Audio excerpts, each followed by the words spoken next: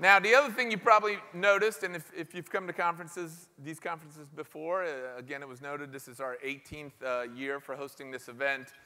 At the luncheon plenary, we start to present an award, one award for each plenary.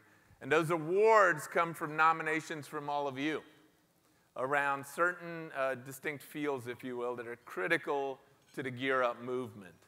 This afternoon, the award really fits this idea of the power of a promise in that it goes to the Gear Up Professional of the Year. So Gear Up programs from around the country, teams nominate who they think should be the Gear Up Professional of the Year, and in a pretty moving way through videos and written applications, make the case for why this one professional should be recognized as the Gear Up Professional of the Year. And I just want to say something about awards. They're tough. Like, you give one, and there are so many that are qualified. So, and I'm sure he would agree with this, in many ways our awardee today is a proxy for the professionalism within this movement throughout this country that is building, serving well over 700,000 students. Our nominee today, our awardee, I should say today, and he gets the award here, is someone who's a friend. And I got to say, when he was selected, I thought to myself, boy, he's so humble that he's in some ways going to hate the fact that he's up here being sort of called out on this, because his staff nominated him and he's beloved by his staff. He is a leader in the Tennessee Higher Ed Commission and oversees a number of college access programs, but leads the Gear Up grant. He has been with Gear Up since 2008.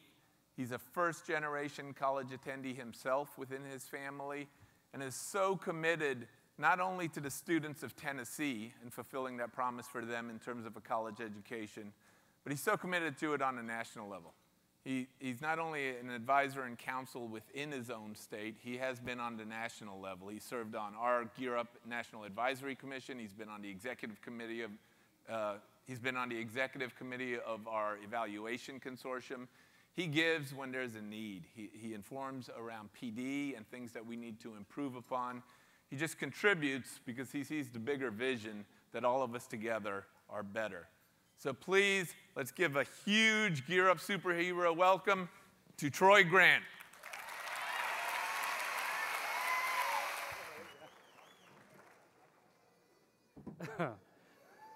Thank you very much. It is accurate. If you were to engineer a scenario where I'm at my optimal level of discomfort, this would be it.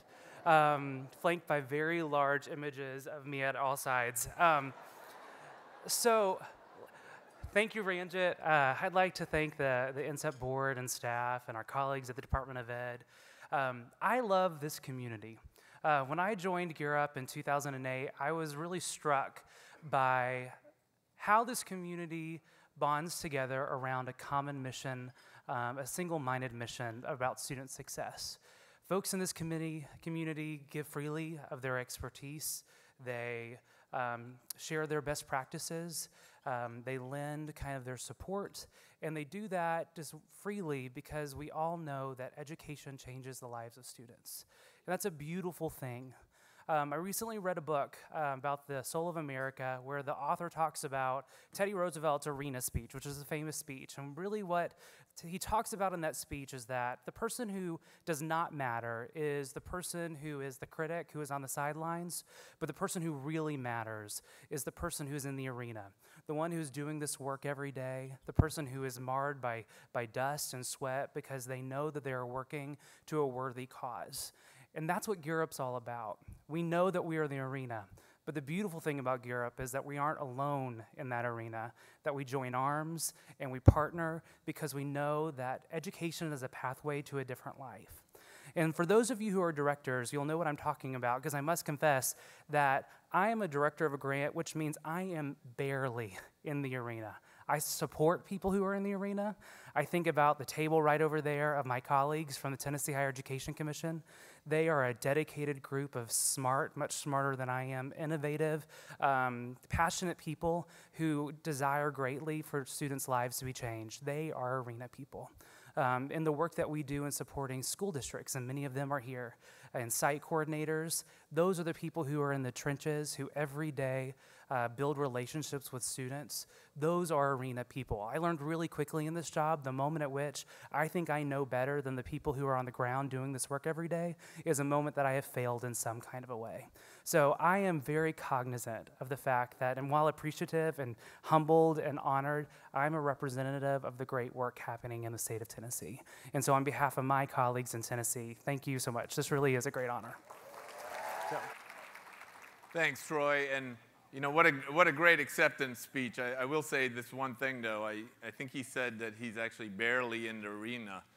And that was not mentioned, actually, in the submittal for the award. And I'm worried that some of the judges who are in the room might now revoke Troy's award. Troy, we're really proud of you, and you know, it's great to call you a friend and to have you part of this movement. You just mean a lot, and in so many ways symbolize what everybody brings to the table here.